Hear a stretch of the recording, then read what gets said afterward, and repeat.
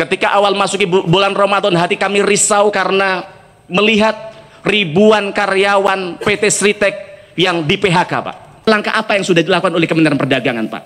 Karena ini akan jadi bom waktu bagi kita kalau Kementerian Perdagangan hanya jadi macan ompong, tidak melakukan tindakan-tindakan strategis untuk menghambat importasi yang ada di negara kita, yang akan jadi bom waktu bagi kita, Pak. Seperti yang hari ini juga sedang menjadi keresahan masyarakat, yaitu soal mega korupsi Pertamina. Mereka menanyakan di mana kehadiran Kementerian Perdagangan untuk melindungi konsumen. Ingat, amanah Undang-Undang Nomor 8 tahun 1999, Bapak punya kewajiban untuk melindungi konsumen kita dari hal-hal yang tidak seharusnya, begitu, Pak. Selanjutnya silahkan Pak Mufti Anam. Assalamualaikum warahmatullahi wabarakatuh. Ibu Ketua, pimpinan, Pak Mendak, Pak Kepala Bulog, terima kasih atas kehadirannya. Saya sampaikan selamat menunaikan ibadah puasa bagi yang menjalankan. Marhaban ya Ramadan. Tentu kami semua senang hari ini memasuki bulan Ramadan bagi kami warga muslim. Tapi kemarin kami ke dapil, Pak, rakyat kami deg-degan tiap puasa, Pak. Mereka risau karena kebiasaan di bulan puasa biasanya harga komoditas naik. Termasuk kemarin istri saya beli cabai, katanya harga cabai 100.000, Pak. Sedangkan tadi 120 bahkan di Jombang, di tempat kami di Pasuruan 100.000. Nah, di Jombang 120.000. Tapi kalau di paparan Bapak tadi cabai harganya 51.000, begitu, Pak. Tapi tentu kami apresiasi atas paparan dari Pak Menteri Perdagangan tadi. Sungguh kerisauan kami mulai terjawabkan dengan adanya stabilitas harga yang Bapak paparkan tadi, Pak.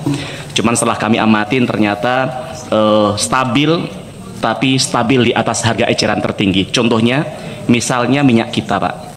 Tadi dipaparkan di Bapak, minyak kita rata-rata 17.200. Padahal HET yang Bapak tetapkan 9 bulan yang lalu itu 15.700. Begitu juga dengan cabai. Kalau cabai ini bahkan jauh di atas harga yang Bapak paparkan di sini, begitu, Pak. Gula pasir juga begitu. Trennya meningkat dari Januari hingga 28 Februari di data Bapak. Walaupun di lapangan jauh lebih di atas ini, Pak. Termasuk harga minyak goreng di tempat kami 20.000, Pak. Bapak tahu kalau Bapak sampaikan di sini minyak curah, kata Bapak di sini 17.700. Tapi Bapak lihat banyak sekali warga kita yang teriak dari Aceh harga minyak curah 30.000, Pak. Nanti tim Bapak bisa cek ke sana. Nah, termasuk bawang putih. Tadi yang disampaikan kawan kami, bawang putih rata-rata 43.000.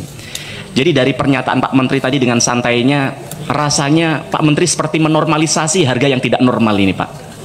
Kalau kawan kami tadi dengan bahasa halusnya menyampaikan mengetuk pintu hati para importer bawang agar mereka sedikit merelakan sedikit keuntungannya. Keuntungan mereka sudah sangat besar, Pak. Tidak perlu Bapak memohon, Bapak harus bikin peraturan untuk bagaimana mereka bisa menghadirkan harga yang terjangkau. Jenengan tahu bahwa bawang kemarin Tempo tanggal 27 Februari baru merilis, ternyata dari investigasi mereka ternyata harga bawang putih itu, Pak, ada tren dari China turun dari 1.400 per ton menjadi 1.350 per ton US dollar. Artinya kalau sampai di Indonesia kira-kira angkanya 22.000. Misalnya ada ditambah dengan custom clearance dan juga kemudian dengan tracking, itu kira-kira 1.000. Artinya sampai di negara kita kira-kira hanya 23.000. Kalau ditambah katanya kawan kami tadi dengan copet-copetan yang dilakukan oleh oknum-oknum, udahlah kira-kira 30.000. Masa sih dengan untung 10 sampai 15.000 tidak cukup bagi mereka? Dikali sekian juta ton, Pak. Maksud kami apa? Kalau kemudian SPI yang dikeluarkan oleh Kementerian Perdagangan tidak bisa menghadirkan harga yang terjangkau di tengah-tengah masyarakat, tidak perlu pakai SPI-an, Pak. Sudah dibuka secara bebas saja, semua orang bisa impor, kemudian kalau harga sudah stabil ditutup impornya. Atau yang kedua, kalau memang mengeluarkan SPI lalu ditarget sekalian, Pak, misalnya dibatasi keuntungannya hanya berapa, begitu, Pak. Karena kalau tidak ya percuma, ini hanya omong kosong. Apalagi kalau kita tahu bahwa ternyata saya 2 tahun lalu di tempat ini saya pernah menyampaikan kepada Pak Zulkifli Hasan bahwa mafia bawang putih ini sudah terang-terangan, Pak. Kalau jenengan tahu zaman dulu kalau orang nonton bola, ibarat nonton bola, Pak, semua orang bisa beli tiket. Hari ini penontonnya, orang-orang yang mau beli tiket ini, Pak, itu dipilih sama si mafia-mafia ini, Pak. Nah, kami ingin tanya, kemudian yang kemarin ditemukan di investigasi itu bahwa ternyata yang mendapatkan SPI ini adalah perusahaan-perusahaan baru. Kami ingin tanya kepada Menteri Perdagangan, apa indikator dan syarat orang untuk bisa mendapatkan SPI itu, Pak?